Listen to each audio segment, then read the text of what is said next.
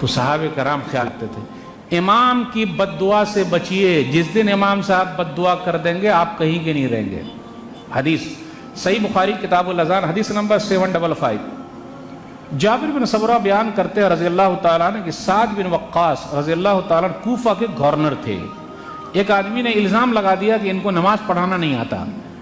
پوری مسجد میں ایک ہی دو ہوتے ہیں چھٹ کھوپڑی کے، یعنی جن کی کھوپڑی گھومی رہتی، ایک ہی دو ہوتے ہیں، ان کو بڑی غیرت ہوتی اور وہ امام کے پیچھے پڑے رہتے اور وہ مسجد بھی چھوڑ دیتے ہیں، امام مسجد چھوڑیں گے یا میں مسجد چھوڑوں گا۔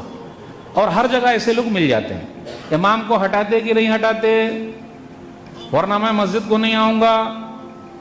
ارے تو آپ اپنے بیٹے کو کیوں نہیں ہٹا دے رہے ہیں جو آپ کے دماغ کے خلاف رہتا ہے گھر پہ، ان کو بھی ہٹا دینے کا نا، گھر والی کو ہٹا دیجئے، ہٹا کے دکھائیے، پورا منہ میں راکھ ڈال کے زبان وان سب کو باہر نکال لے گی، کچھ کر کے دیکھیے، بول تو پاتے نہیں، پورا غصہ یہاں مسجد میں جھاڑ رہے ہیں۔ تو اب کیا ہوا، ایک آدمی نے کہا تو عمر بن خطاب رضی اللہ تعالیٰ عنہ نے ان کو ہٹا دیا کہ آپ امامت نہیں کریں گے، آپ گورنر نہیں رہیں گے، عمار بن یاسر آپ جائیے رضی اللہ تعالیٰ عنہ، آپ کوفہ کے گورنر ہیں، نماز آپ ہی پڑھائیے گا۔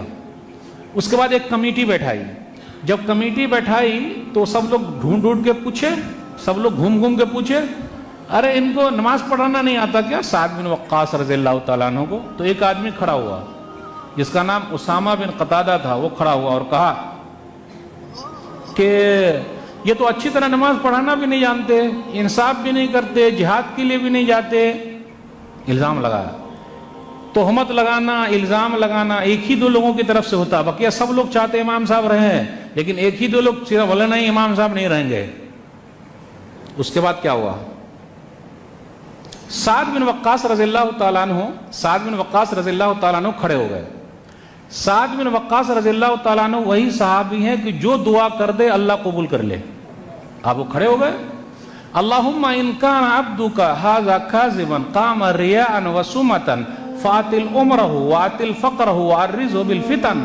اے اللہ تیرا یہ بندہ جھوٹا دکھاوے کے لیے کھڑا ہوا ہے، جھوٹ بول رہا ہے، تو اے اللہ اس کی عمر لمبی کر دے، لمبی عمر، اے اللہ اس کی غریبی کو فقیری کو بڑھا دے، اے اللہ اس کو فتنے میں ڈال دے، آزمائش میں ڈال دے۔ تین بد دعا کر دی، لمبی عمر ملے، فقیری بڑھتی جائے، غریب بنا رہے اور فتنے میں ڈال دے۔ راوی بیان کرتے ہیں کچھ دنوں کے بعد یہی اسامہ بن قتادہ گھوم رہا تھا اور اس نے کہا اصابتنی دعوت سعد، مجھے سعد بن وقاص کی بد دعا لگ گئی ہے۔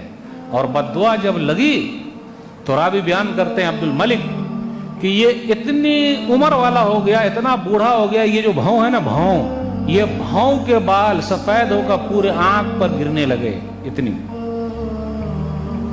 اتنا بوڑھا پا گیا، اتنا بوڑھا ہو گیا۔ اور اتنا ہی نہیں، یہ روڈ پر جاتا، راستے پر جاتا اور لڑکیوں کو چھیڑا کرتا تھا بڑھاپے میں۔ تو لوگ کیا بولتے ہیں بڈھا سٹھیا گیا ہے، سٹھیا گیا نہیں بلکہ اس بڈھے کو امام کی بد دعا لگ گئی ہے۔